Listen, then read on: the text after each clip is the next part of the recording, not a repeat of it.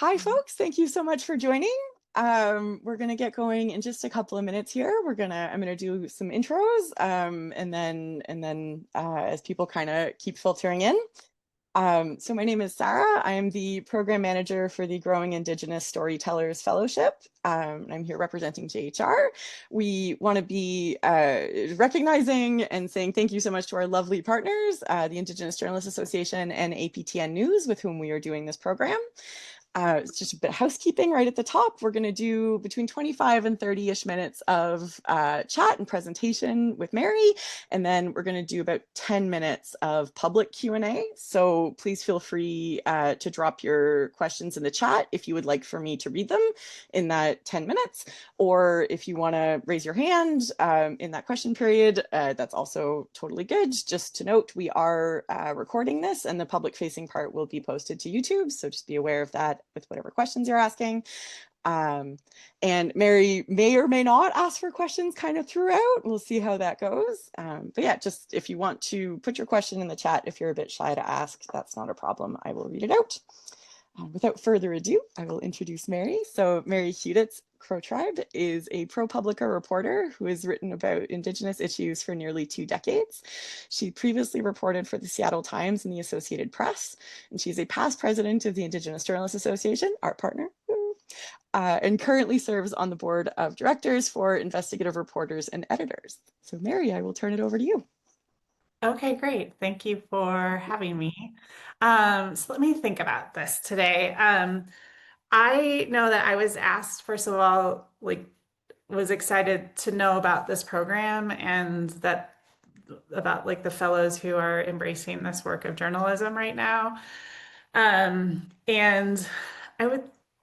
was asked to sort of maybe talk through with you guys a couple of really big topics that are I think are highly technical. So I tried to adapt a bit and think about what does it mean to prove that, I think one of the best things that happens in journalism is when a source comes to you and tells you a little piece of information that seems like it needs to be known in the world. And then I think sometimes your work as a reporter is to figure out how to prove what is being told to you, as so that you can have a story and you can go to print with it. And it gets, harder and harder as you go along in journalism. But I think that's a good thing because you're always challenged in this profession. So Sarah mentioned I am Mary.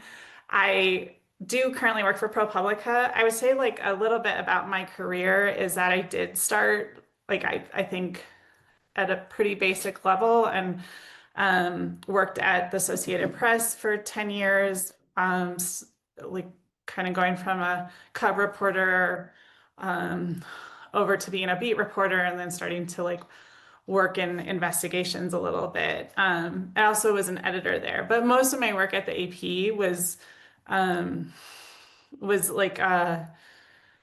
breaking news, and then all of it was in print, and just about all of it was in the West. You could say all of it was in the West if you also consider South Dakota the West. So I think it's been a privilege to be able to spend most of my career doing reporting on Indian country, but it's not all I've done. And then now doing investigations, I think adds a new curve to it all.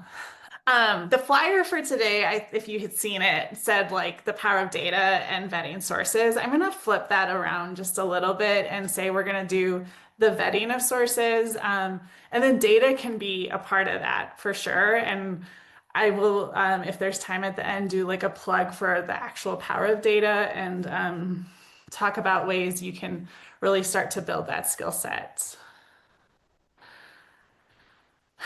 And then in a little bit more detail, I know I keep talking about what we're going to talk about, but here are the 3 things. I want to start here, and I'm not going to spend a long time on it, just on the idea of cultivating and vetting sources. What does that even mean? I think when I was early in my career, I was doing like four stories a day. They were really quick. I didn't have the time to really like understand what it meant, or maybe in my case, like a mentor who could show me like what does it mean to truly source and like build relationships and develop them. Eventually was able to sort of figure it out, but I think because I didn't have that like natural leg up, or that wasn't part of like my work at the start. Like I think I spent a lot of time thinking about this and what it means to do to build a source list. Um, so I think like sources for sure are the people who are as close to the information as you can get. So like maybe they're decision makers, or maybe they keep records, but they're not necessarily the PIO or the PR person, although that person can be extremely helpful. There's someone who's going to maybe tell you things that the people you're covering don't necessarily, like the agencies you're covering or the companies you're covering don't necessarily want you to know. When I start an investigation, or back when I was a beat reporter, if I was put onto a new topic, like to cover, like if it's law enforcement or I entered a new state, then I'm thinking about that investigation or that beat, like on the full level of like who is the powerful person in this case, like who gets to make decisions. Maybe that's very often the person or their agency whose actions we're investigating, and then who is being affected. So you want sources that run into that full range of people. Where do you find them? I feel this is different, I think, for every reporter, but I think as Indigenous journalists, like I've never worked in Washington, D.C. Like um, I've mostly been, with the exception of Seattle and maybe Denver, like been in rural places. And so I find my sources in the community. And I think they're like, you're going to court hearings. This is more when I was a beat reporter and I'm doing investigations, but you're going to like meetings, and you're finding ways to, even if what I'm talking about today is going to be mostly online stuff, like finding the sources in the community, I think is your best thing. And then they're going to tell you stuff. And sometimes they'll come to you with a full on tip where you're thinking, like, they're like, this is a story. And then sometimes you're having a long conversation with them and they mention something on the side and you can identify it because you also come from the community, like, as stunning and needing more attention. So there's different ways to get your stories from your sources. I think how do your sources find you? That forever will be like, if you really go all the way with journalism, like thinking about, that's something you're going to think about for forever. And like, so I think what I mean by that is, am I everywhere where my sources are? And this is not just in person, but online. And am I on WhatsApp in my case, and Signal and LinkedIn? And like, am I making it easy for people to find me and reach out to me? So next slide. So this is like the crux of everything. You're going to receive a tip. And a lot of what we're going to talk about today is like very serious, but why not start a little bit with like this fun? I like to think like I wanted to find a GIF that I could say like was real actual footage of me receiving a tip. And I think at this moment, like I get very excited, right? Like you're like, someone just told you something. You haven't done the grueling and difficult work of verifying it yet. You haven't, like, it's going to be a long road a lot of times that you enter on once you receive the tip and decide to go with it. But that first one was very exciting. What do you do? So there are a few avenues. One, you have done the building of that source network that we just discussed, and the tip comes from someone you know. So if that's the case, you sort of feel that this source already has some credibility, and they're in the purple, like the purple section here. A lot of the things you're gonna want is like an interview right away if they're telling you like over text message or email. And then you want to know, like, this is just really like, might seem like journalism 101, but like the who, what, when, where, why of the tip. And when I think about who, I am not just like, not just like the flat question of who, but like who is responsible for this information you just gave to me? Who is most affected by it? Those are sort of, like I said before, like you want to know who the power players are and you want to know who is being impacted. And then always like this is going to be the journey you enter is the gathering of documents or the gathering of like trying to figure out the proof to back up the tip and what is being told to you. So I'm going to ask about documents. I may not ask this person to give me documents. That is a bit of a sensitive, that's a bit more sensitive and we can, talk about it later if there's time, but you at least want to ask like, did you hear that? How did you hear this? Like, did you hear this in an email? Did you see it somewhere? Like I'm wanting to know like it's been written somewhere or there's a recording, something that can start to back things up. And then what's the best way? This question like down here, let's say I have a cursor, is not really a question maybe to ask them, but it's like just the thing you're constantly asking yourself. And I'm gonna move over here. I'm just gonna move something on my screen here. So on the pink side, you get the tip from a source you've never met before. A lot of the questions are the same, but you don't know this person for much. So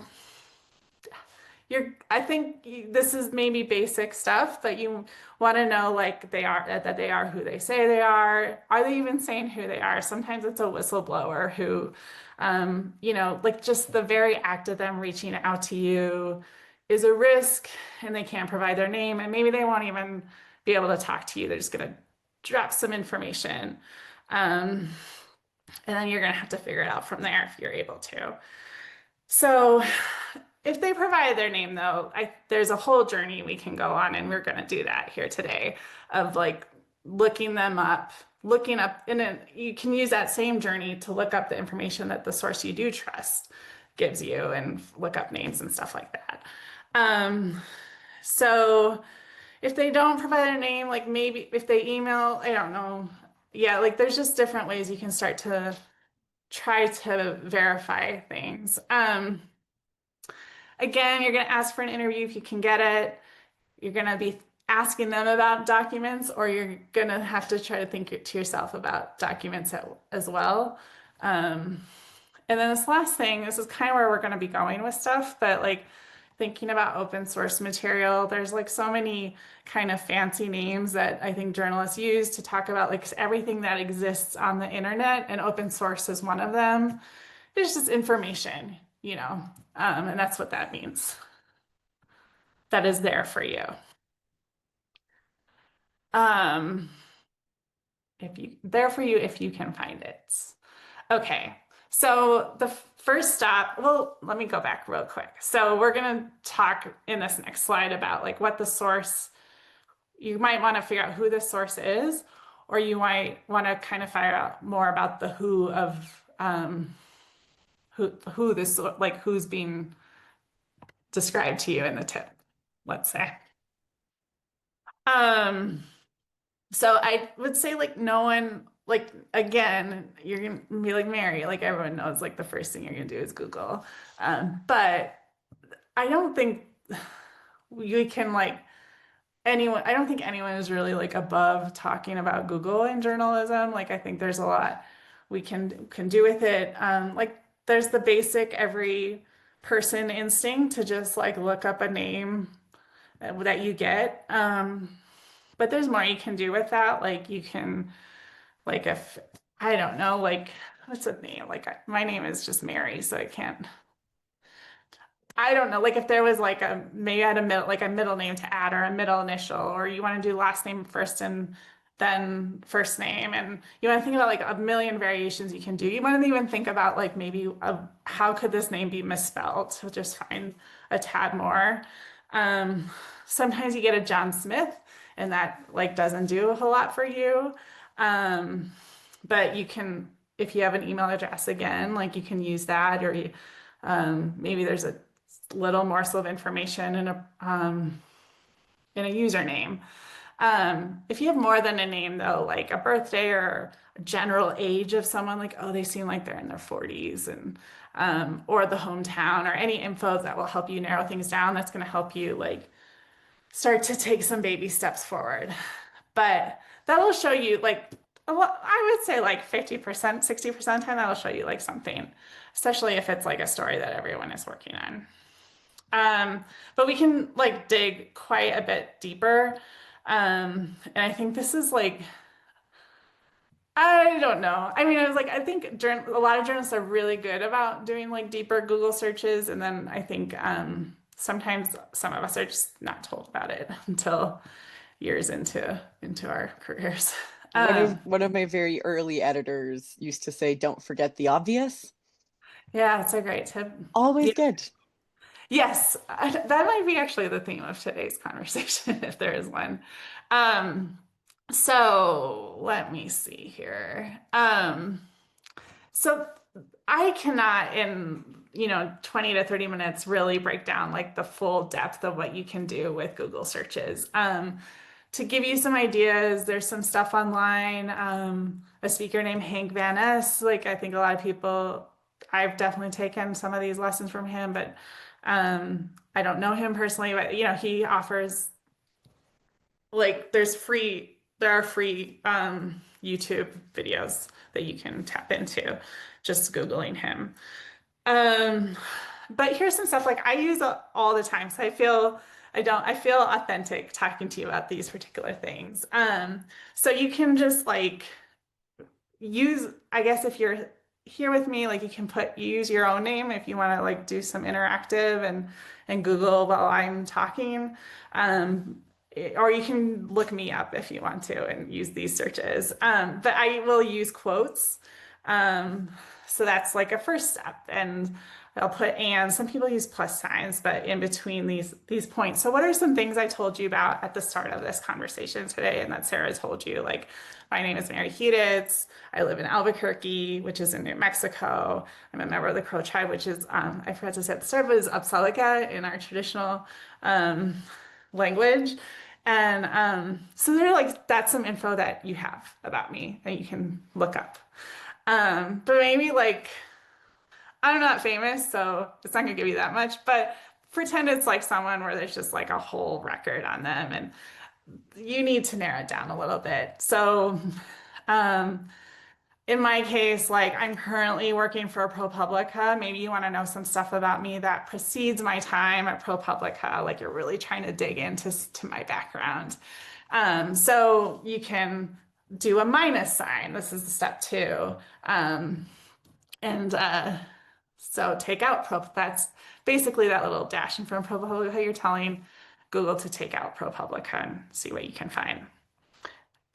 This might be my favorite one, but the search a site using Boolean is like Mary Hudetz, New Mexico, Crow tribe, and then the site : I'm using ire.org here because it was one of the sites I could think of. I'm on the board. I've been doing presentations with IRE for years now. And, this is like, maybe you could find like a little bit of information there about me. ProPublica, I think, yeah, I don't know why I didn't include ProPublica on that. But anyway, you can still find a little bit. But pretend like you're trying to find out something about someone.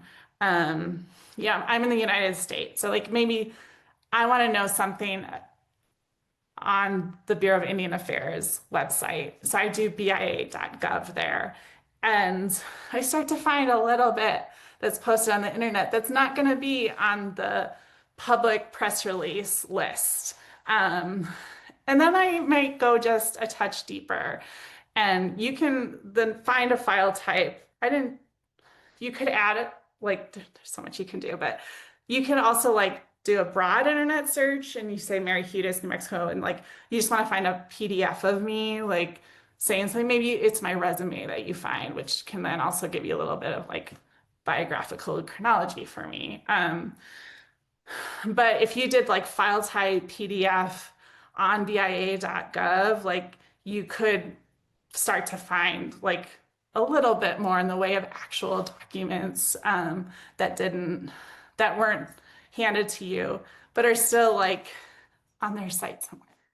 And then like say a little less hypothetical, like my name in here is hypothetical, but like you could do, um, I particularly love transcripts. Like I think one thing about in the US, like Native people, like people always say like there's you can't get records when you write about Indian country, but actually like sometimes there's just like these robust like transcripts from meetings and consultation.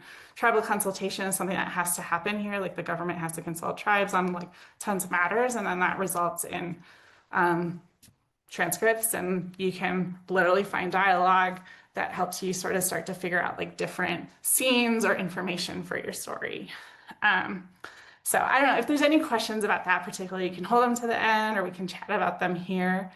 But one last thing I love, I know I'm saying here that this is my favorite, but I do think the IHS.gov, like, or not IHS, but BIA.gov, like the site search might be, I don't know. It just depends on the story I'm working on. But narrowing the time of your search. So the second bullet point I had said, like, take out ProPublica to find out maybe some stuff about me pre-ProPublica. But you can also just go up to this tools, oops, and do it, like hit that arrow. I hope, can you guys see my cursor, by the way? We can see the cursor, but if you click, like, we can't, there's no drop down if you click on it. Okay. Because Yeah, that's a static image. Okay. Yeah, this is a static image. I'm glad to know that. So the cursor. So you just hit the drop down, which I can't do here for you, but you'll see like you can like tailor the time that you're looking for. You can do like by a year, by a month, or you can custom search and then like narrow it to like a certain year that is of like key interest to you, or a certain day even. I love it. A lot of people love, I just put it down here, they love the Google image search as well. It's not actually in this panel up here that I have today, but you can drop a search in. I think a lot of people know this now, but you can drop an image into Google and then it'll give you like some information about it, that you can, like if you have someone's picture and you want to know who they are. So how do you like put this into practice? I was thinking about this, and we had there's this excellent editor that Graham Brewer, who a lot of people within IJA know, and I worked with on this story. And we had been hearing a few years ago about like, you got to look at UC Berkeley on repatriation. And we were doing this huge project on what museums and universities continue to hold from Native American grave sites that should have been returned under the Native American Graves and Protection and Repatriation Act, which is a 35-year-old law. And Berkeley was like, for people say you should, like look at Berkeley. Well, everyone looked at Berkeley. Like one of the things was like, yes, they're the ones at this point in time in 2022, like who had a very large collection, were really struggling to like make progress. And so I think sometimes as a journalist, you're thinking, do you just sort of like, do you follow the pack, or do you say, well, that's been really well covered. Is there more for us to do? We had this smart editor who like took that knowledge and just did some Boolean, if I recall correctly, like did some Boolean searches. I didn't do the search myself, but found a PDF. Like if we went back here and we see the file type PDF, like that showed, I believe, transcripts, but some sort of documentation from a meeting where tribes were expressing concern about the specific collection at UC Berkeley. And months later, after that evening Google search, we had this very lengthy story in which we gathered many, many documents to build out and do lots of interviews.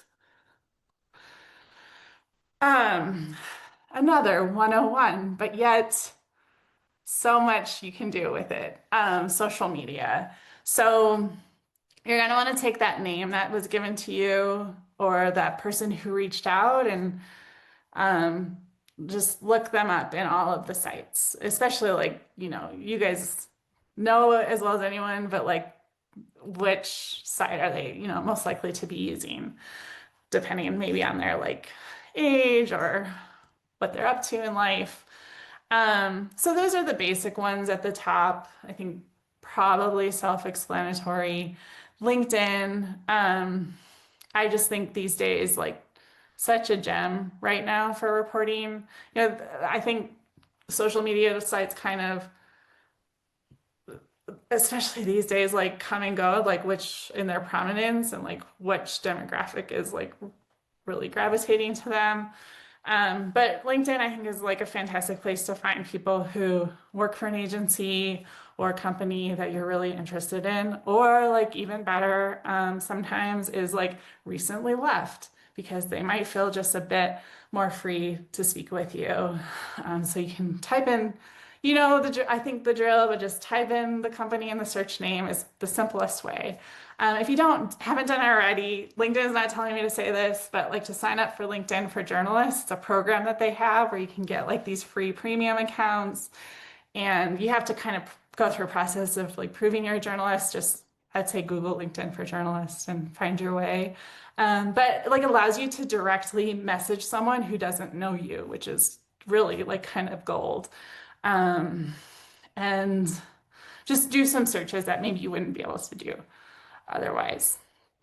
Um, and then this one, the WhatsApp and the Signal, I think those really kind of straddle like the world of social media versus messaging. But I would say like, Signal, I think you kind of have to have their number and like maybe their handle, but WhatsApp, I mean, like if you have a person's phone number, like just take it and maybe their name. I have to double check, but definitely a phone number, just take it, plug it in, and you found them. And maybe you found them on a platform they feel a little bit better about talking to you because WhatsApp, it is owned by Facebook, or Meta, but it is also encrypted. All right. One other, wait, there's more. We'll talk about databases. You also don't have to necessarily do FOIAs for this. This is also in the realm of open source and trying to find information that you can help you prove your story or figure out if you have one.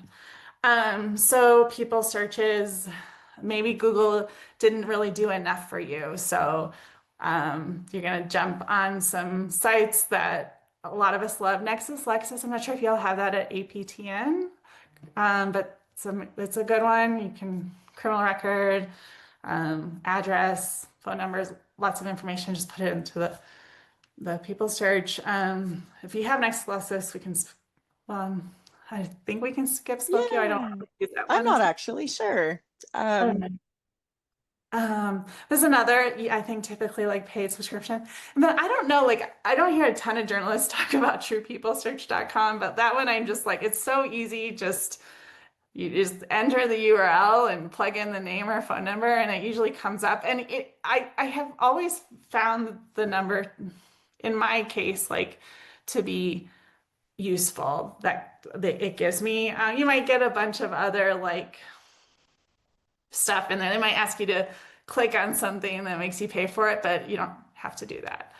Um, so that's a basic. Keep trying to find people. Criminal and civil lawsuits. Another one. Go to again, I don't do reporting Canada, but down here, like we just. Canly is going to be the answer. What's that? Canly, Canlii in Canada, Okay. canly.ca. I think that one's self-explanatory. With one, you do want to know if someone has a criminal history a lot of times. A lot of times, like this is nuanced, but maybe you are treading and thinking about how you want to incorporate that information into your story. But as a reporter, it's probably just nice to know on background. And then I think I've heard other reporters just like kind of sing their praises of like civil documents just to find out more about a person and maybe bankruptcy filings to understand like maybe their finances, if that's an issue. Professional licenses. This one's great. Down here, we have, usually it's the Secretary of State's website that might be a place you look, but the Department of, like every state has a Department of Health, and you use something called the National Provider ID, especially for doctors and nurses, and you can just start, if you go to the Department of Health website and look someone up, like medical license up, then you can start to take that National Provider ID to every sort of medical related site to look up this person. Bar associations for lawyers, um, property records. I do love down here. Usually that would have happened at the county assessor's office, and I think that's still an important stop, and I'll explain why, especially for Indian country in a second. But then homes.com has maybe as a homeowner it feels a bit too detailed, but can tie your name to your to your address, and as you being the owner of a certain property. But county assessor, that's where a homes.com is probably getting their data from, or a Zillow. Zillow doesn't give the property owner's name though, just FYI, last I checked. But county assessor, I think I've had some luck with them. You want to know here in the United States, is something tribal trust land, or is it fee land? Is it privately owned? Is it under the jurisdiction of the state, or is it under the jurisdiction of the tribe and feds? And you can start to get shape files, or a certain type of file or data set that can tell you, can break that down track by track. So it's really helpful if you're reporting in an area where that status can shift, from one property to the next. And then the last thing, if I want to find out more about an organization I'm reporting on, I'll go to our ProPublica's Nonprofit Explorer. Just go to ProPublica.org, and at the top, you can, it's just literally at the top of the website. You just click on it to find some US nonprofits like Indigenous Journalists Association, and find all their filings of a certain form with the IRS. People might not really think of it this way, but it's also a good way to find, I've used it to find phone numbers of I did a story earlier this year on food, food operations, because a major grant program was getting canceled in the United States, and tribes had used it in a really interesting way over the years to return to food sovereignty and procure their own traditional foods. But I couldn't really find sources, people at the grassroots level to talk to me. And within Nonprofit Explorer, I could start to find some food type of nonprofit, found names and literal phone numbers. I would literally call someone up and catch them on their cell phone with some of those filings, which was super helpful after trying to brainstorm about how to find them. Totally. In Canada, that would be the CRA, and awesome. Corporate registries are going to be specific to each province and territory. Sometimes you have to pay money to have access to them, but sometimes you can get a bit of information without the money, and that's often helpful. Mary, I just want to jump in. We've got about 5 minutes left on. That's really helpful to hear. Perfect. Sorry. No, we just covered the meat of this. Yeah. So thank you for like bearing with me. Totally. Now let's think about how again do you apply that? Well, at the start of this year, ProPublica, another news outlet, did an investigation into this really difficult Medicaid scandal in Arizona, where operators of treatment programs and sober homes were recruiting patients into their programs and then often not providing that care to them. And sometimes the outcome was quite tragic. So I was one of the reporters on this, and basically all the stuff I just told you, databases, social media, Googling, came into play with this specific story. And I would say these were the reporting highlights we published with the story, but this was the information, not maybe in the specifics, like maybe we didn't hear the number 40, but like this is information that was brought to us and that we had to then set out to figure out and prove. And then I guess, in hindsight, that is what we did.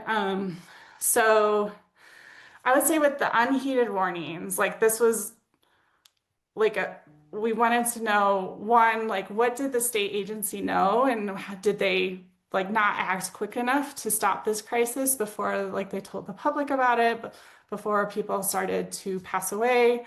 And so that part of the reporting I won't go over because it involved like an immense amount of public, like obtaining of like public records that weren't in the public domain just yet. But with the unrecognized deaths, I can kind of break that down.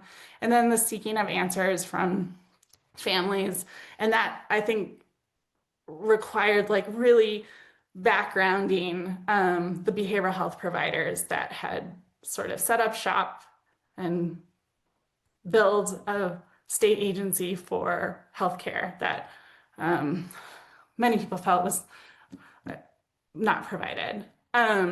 So this is just kind of like what we did. I can say really quickly the breakdown was we told the story of we found the 40 people, but then ultimately told the story of one specific man who was about my age and had lived in a community called Zuni Pueblo in New Mexico and went to Phoenix for treatment, Phoenix, Arizona, and passed away. And so how did I find him?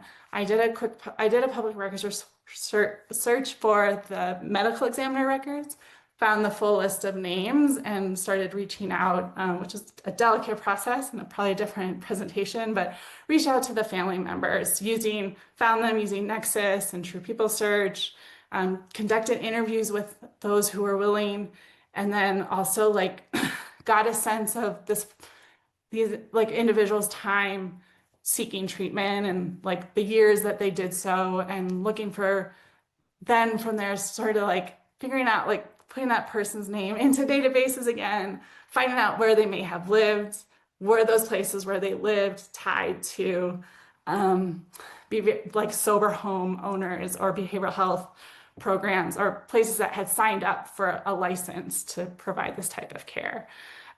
So that's kind of like a very advanced story where we used all of those tools and methods. Did this sort of the same with the behavioral health provider who, this individual was in a few behavioral health programs, but one of them to just sort of get a sense of this person and like what sort of like citations they had in the past and whether they were providing care like that raised questions about care they were providing or didn't.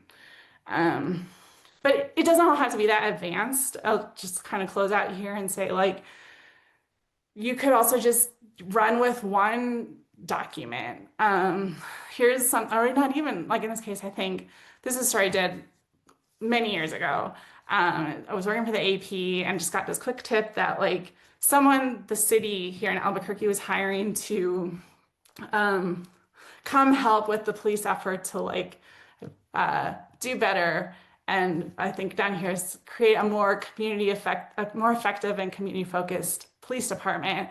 Actually had a history, and our police department also has had like this really difficult history with use of force. And someone just heard like maybe this guy has a past that is worth like learning more about, and using those people search tools, you just led you to the Star Ledger newspaper in New York where he had lived previously, and you had your story that he had in fact himself been involved in a use of force case and coming to a city that was trying to address that issue. So you're doing the background check that maybe the city did or did not do. I don't know. And I will not do this last one, but it's just like another example, and I will share the slide deck with Sarah so that she can share it with the fellows. Perfect. Yeah. Excellent. Okay. We are at time for the public session, but I'm very happy to keep it open for another couple of minutes if anybody who is not a fellow has any questions. I'm not a fellow, so that counts for me. So I will ask you, Mary, what do you find was the biggest change in your journalism practice when you went from kind of that hard news or beat reporting into more investigative stories? Yeah, I could actually see it when preparing for this session. Like I was kind of trying to go back earlier and find like sort of what we might call ground ball sort type of like stories versus home runs. And um, I could see like going from stories that were maybe more like based off of a news conference, which like is so important. That is a part of journalism too, but into like doing stories that the world wouldn't know about unless unless I use these tools. Um, yeah.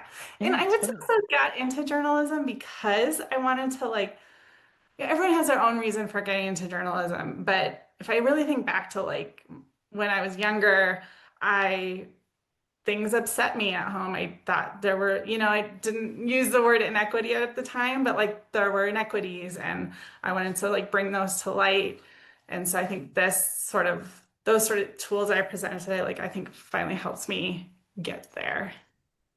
Excellent. Gabrielle Nelson from Buffalo's Fire in Bismarck has a question in the chat. So they asked, how soon do you act on a tip when you get one?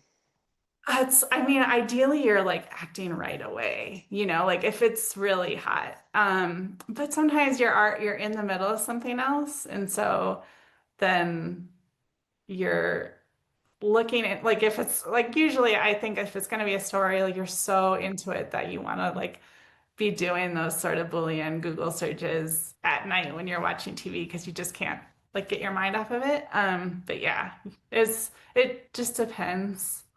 Um, I think that's the hard part though, is like making sure the person who reached out to you that like you take them very seriously. And even if you're not acting on it at that moment, like that you're very interested.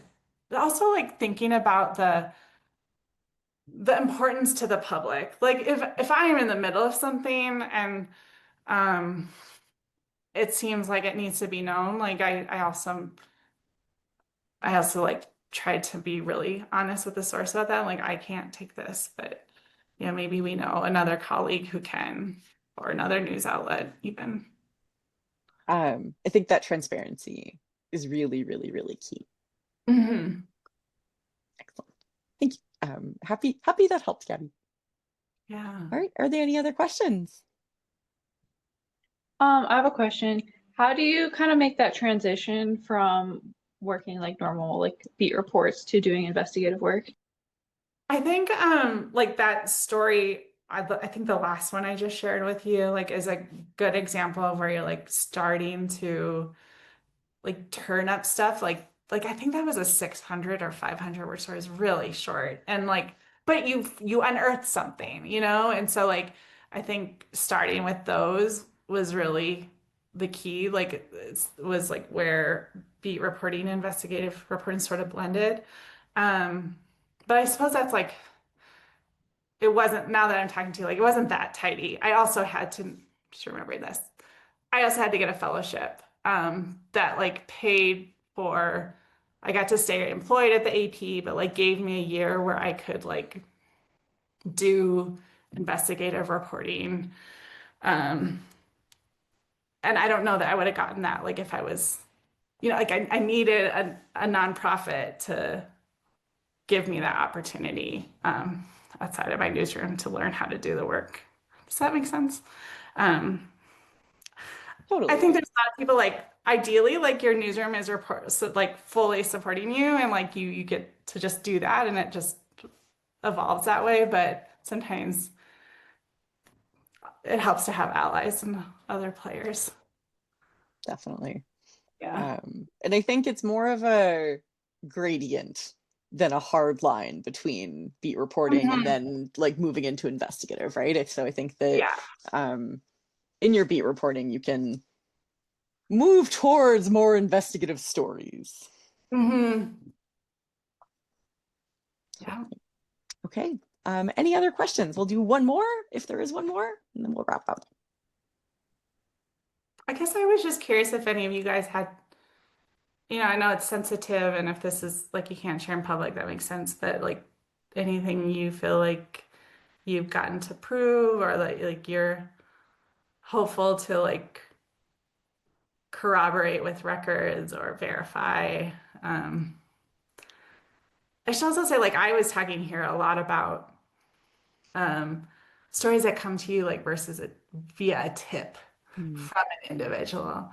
But I think, like, in like when writing about tribal communities, like a lot of the stuff that is worthy of investigation is stuff that is systemic and things that maybe you yourself have lived with or you've seen people have to deal with, or like, we did repatriation. That is something that has been with Native people since like colonization, basically. So like, there are like many ways to find story ideas and like start to think about how to prove what this like nugget of information is.